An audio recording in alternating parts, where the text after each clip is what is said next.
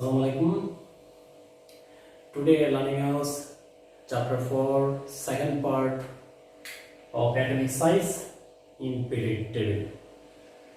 Previous class, everybody known as determine the position of periodic table and given HW, everybody is completed. Today, we known as atomic size. এই বিষয়টার পার্টটা জানার জন্য আমরা atomic size এই বিষয়টি কি অ্যাটমিক সাইজ বিষয়টি অ্যাটমিক সাইজ কয়েক ধরনের হতে পারে একটা অ্যাটমের। এটা যদি একটা অ্যাটম হয়, এটা যদি নিউক্লিয়াস হয়, এখানে ইলেকট্রন হয়, এর মধ্যে ডিসটেন্স, এই ডিসটেন্সটাও অ্যাটমিক সাইজ হতে পারে। আবার দুইটা, একটা প্লাস আয়ন একটা মাইনাস আয়ন, তাহলে এ প্লাস এ মাইনাস মধ্যে যে ডিসটেন্স ওইটা অ্যাটমিক সাইজ হতে পারে। এছাড়াও দুইটা যখন শেয়ার করে বন্ড ক্রিয়েট করবে, এই নিউক্লিয়াসের মাঝখানে ডিসটেন্সটাও কি হতে পারে, অ্যাটমিক সাইজ হতে পারে। তাহলে আমরা অ্যাটমিক সাইজ কি এটা জানলাম। এখন আমরা অ্যাটমিক সাইজ এটা থেকে কি কোশ্চেন আসবে, কিভাবে পড়বো, এটা আমরা জানবো। যেহেতু আমার পার্টটা হচ্ছে পিরিয়ডিক টেবিল, তাহলে তোমরা সবাই জানো পিরিয়ড টেবিলে কিছু পিরিয়ড রয়ে গেছে আর কিছু গ্রুপ রয়ে গেছে। তাহলে আমার প্রশ্ন হলো, তাহলে এখানে এলিমেন্ট এরকম এলিমেন্ট ভর্তি একটা পিরিয়ডে, আর নিচের দিকে এরকম গ্রুপ এলিমেন্ট। এখন আমি যদি লেফট থেকে রাইটে যাই, তাহলে এলিমেন্টগুলি কি ধরনের অ্যাটমিক সাইজ চেঞ্জ হবে, বা আপ টু ডাউন গেলে অ্যাটমিক সাইজ কি হবে, এটাই আজকে আমরা জানবো। তাহলে সবাই এটা জানার আগে আমি একবার সরাসরি একটা কথা বলবো, এই কথাটা সবাই তুমি লিখে ফেলবে এক হিসাবে। আমরা when ডাইরেক্ট বলে দিলাম, when move to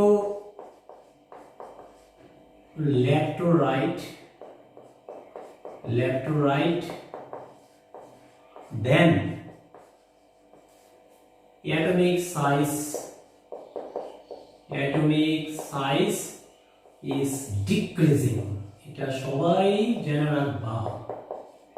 যত লেফট থেকে রাইটে যাব আমরা পিরিয়ড টেবিলে, এটা একটা পিরিয়ড টেবিল, ঠিক আছে। আমরা লেফট থেকে যাত্রা শুরু করে একদম রাইটে যদি যাও, তাহলে অ্যাটমিক সাইজ আস্তে আস্তে ডিক্রিজ হবে। অনেকটা ছোট একটা এক্সাম্পল কথা বলে শুরু করব। যেমন এটা কার্বন, এটা হচ্ছে নাইট্রোজেন, এটা হচ্ছে অক্সিজেন। এটা কার্বন, এটা নাইট্রোজেন, অক্সিজেন, এরকম তার অ্যাটমিক সাইজগুলি আস্তে আস্তে কি হতে থাকবে, লেফট থেকে রাইটে গেলে ডিক্রিজ হতে থাকবে। আর আপ টু ডাউন, এটাও আমরা জেনে রাখবো। আপ টু ডাউন আমরা যখন মুভ করব up to down in period table, then atomic size is increasing. তাহলে এটা আমরা জানা রাখলাম, অ্যাটমিক সাইজ আস্তে আস্তে ইনক্রিজিং হয়। মানে এটা একটা एग्जांपल দেখাই। এটা মনে করো লিথিয়াম একটা এলিমেন্ট, লিখলাম আমি লিথিয়াম, এটা হবে তার সোডিয়াম, এটা হবে পটাশিয়াম। এরকম সাইজগুলো আস্তে আস্তে বাড়তে থাকবে যত উপর থেকে নিচের দিকে যাব।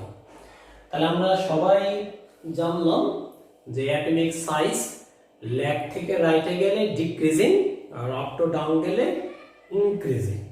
এখন আমাদের কোশ্চেন জানলো, পরীক্ষার হলে এই কোশ্চেনটা আসবে, তোমার মনে যে কোশ্চেনটা থাকছে এইভাবেই আসবে যে how atomic size is decreasing in period of period table, কেন এক্সপ্লেন, বা what is atomic size is changing in period and group, এরকম ভাবে কোশ্চেন আসতে পারে। পরে আমি কোশ্চেন দিব। তাহলে আমরা এই দুইটা reason, behind this reason, that is topics, when move to left to right, then atomic size is decreasing. What is reason behind this? Again, up to down, then atomic size is increasing. What is reason behind this? তাহলে two reasons. তাহলে আমরা দুইটা reason ধরে এখন আলোচনা করব। এটাই এই পার্টের অংশ, কিভাবে চেঞ্জ হয়। তাহলে আমরা প্রথম পার্ট, যে পিরিয়ডে কি ধরনের চেঞ্জ হবে সেটা এখন জেনে নিই। তাহলে আমরা হয় move to left to right, of period table. তাহলে আমরা একটু প্রথমে বলতে পারি, যেমন এক্সাম্পল দিয়ে আমি বলবো পরে, তার আগে এটা তুমি লিখে নিতে পারো, when motto left to right, then atomic size, atomic number is increasing, আমি এটা বলে নেই, atomic number is increasing, then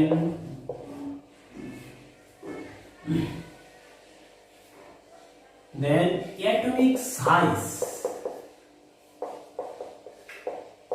is decreasing because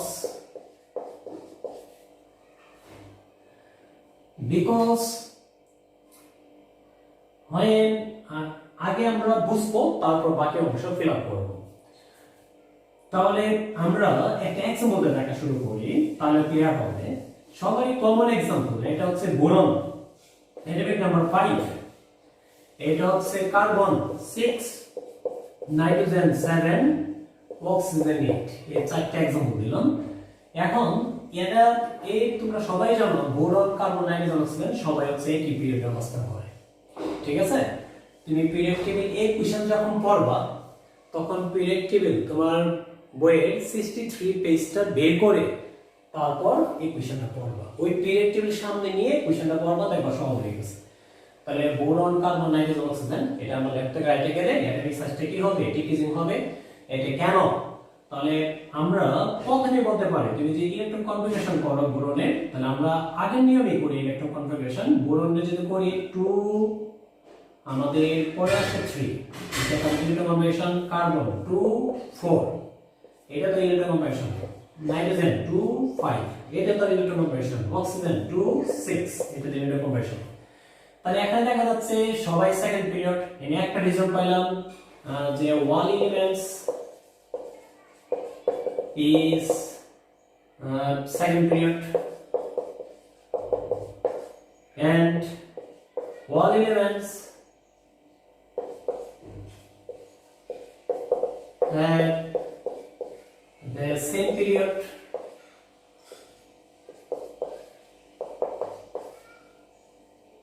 তার একটা কথা বলতে পারি, no adding of new shell। এখানে আমরা প্রত্যেকটাই এখন যে কনফিগারেশনটা টানি আমরা, তাহলে আরেকটু বিষয়টা তুমি ক্লিয়ার হয়ে যাবে এখনই।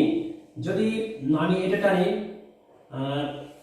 প্রথমে বোরন টানলাম 2টা, এখানে 3টা, তাহলে আরো ক্লিয়ার হলো। তাহলে এখানে এটা টানলাম হচ্ছে কার্বনটা, এখানে 2টা, এখানে 4টা।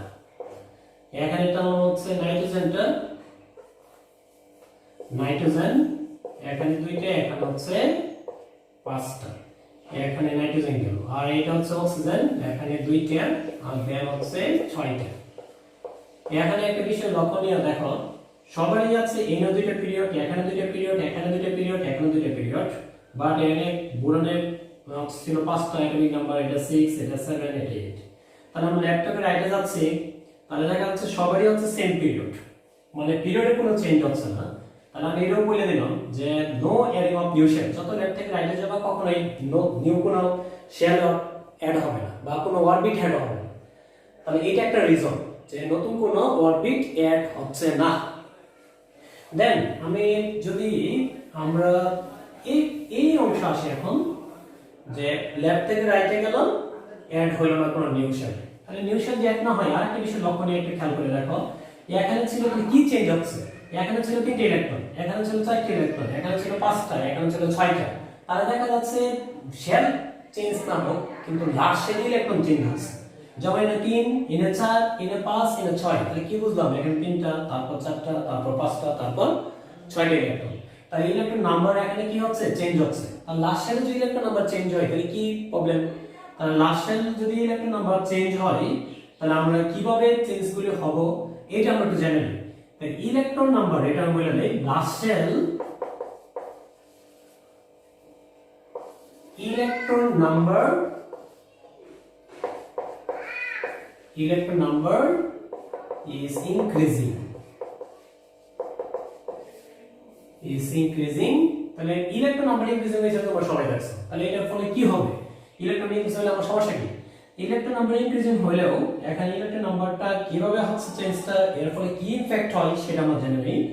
ইলেকট্রন নাম্বার যত বাড়বে, ইলেকট্রন তো সবাই জানো নেগেটিভ, ইলেকট্রন নাম্বার হচ্ছে কি নেগেটিভ, তাহলে এখানে কি দেখলাম আমরা একটা সাইজ দেখাই, Na প্লাস আছে দুইটা, না সরি প্লাস আছে পাঁচটা পি প্লাস মনে করো, আর লাস্টের ইলেকট্রন আছে দুইটা মাইনাস, এখানে মাইনাস এখানে minus.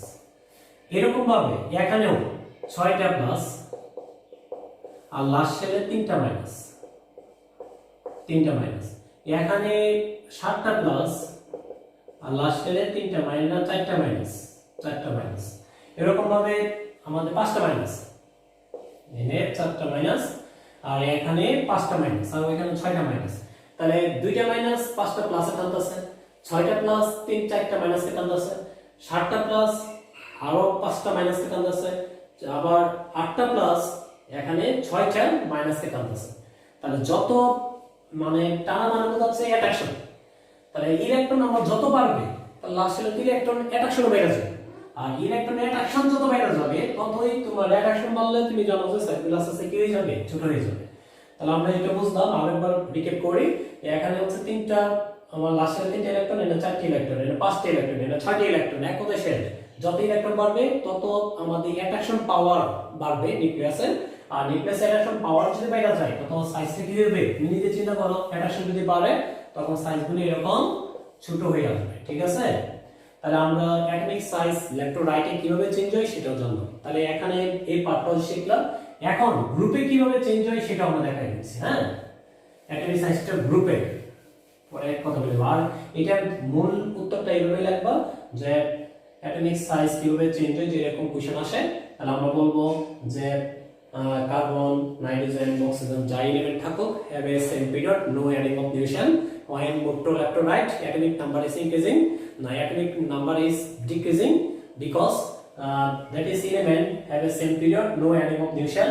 But last time electron number is increasing, but attraction power is increasing. Attraction power is increasing, that is size is decreasing.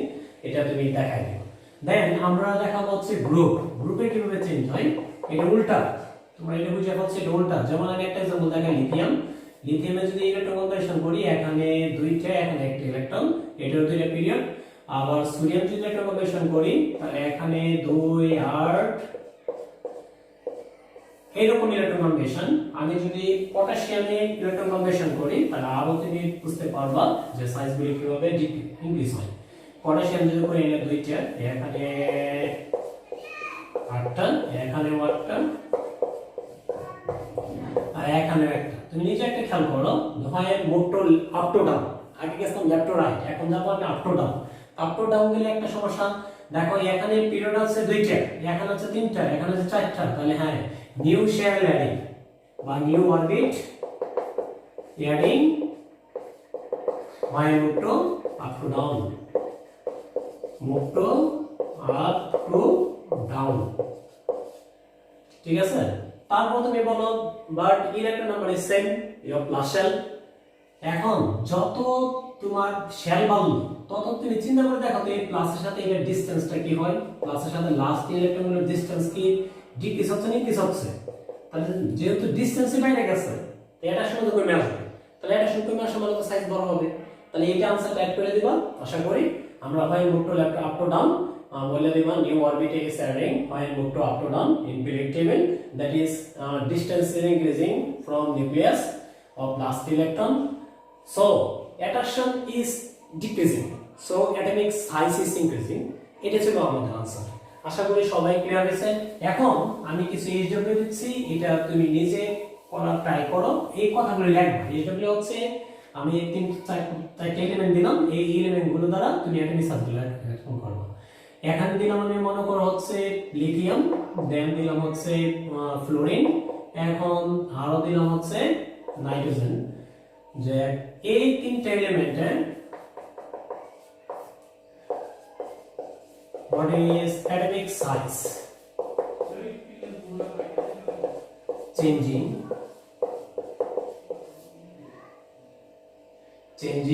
in periodic table. ঠিক আছে, এই একটা পার্ট, এক নাম্বার। আর একটা পার্ট এটাও তোমরা করার চেষ্টা করবা, বেরিলিয়াম, ম্যাগনেসিয়াম, ক্যালসিয়াম, এটারও atomic size, explain the atomic size, explain the atomic size. ঠিক আছে, এইগুলো সবাই করবা এবং করে আমাকে দেখাবা। হ্যাঁ, ভালো থাকো সবাই।